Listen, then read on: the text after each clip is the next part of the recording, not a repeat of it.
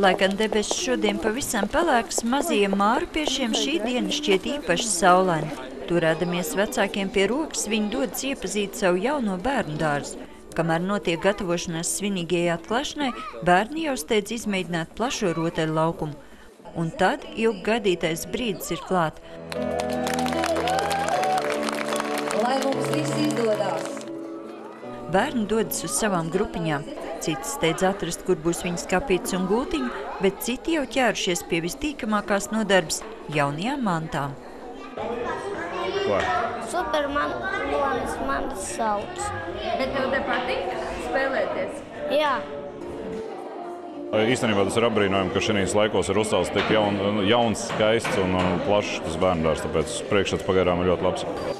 Jaunajā bērndārzā par 280 mazuļiem rūpēsies 17 pedagogi un 18 skolotāju palīgi. Vecāki uz šo brīdi ir gaidījuši gadiem ilgi.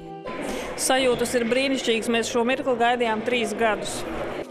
Bija jau pieradusi pie mājas, bet principā viņai ļoti patīk ar bērniem spēlēties. Un es esmu ļoti priecīga par šo mirkli. Zeltrīt ir pirmais publiskās un privātās partnerības projektā uzbūvētais bērndārs.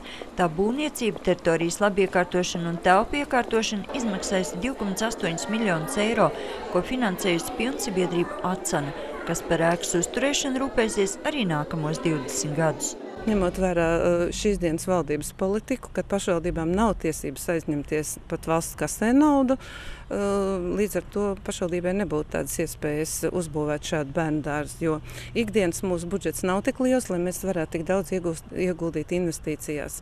Visas izglītības iestādes, kas pēdējos gados ir būvētas, mēs tomēr būvējam ar valsts kases aizdevumiem, un šis mums bija ļoti, ļoti veiksmīgs projekts un faktiski glābiņš tiem mārupiešiem, kuri bija rindā uz bērndārzu, jo pretējā gadījumā mums būtu ļoti, ļoti bēdīga situācija. Jau augustā vienīgā privātās partnerības projekta ietveros būvētais bērndārs durvis vērs arī Ķekavā.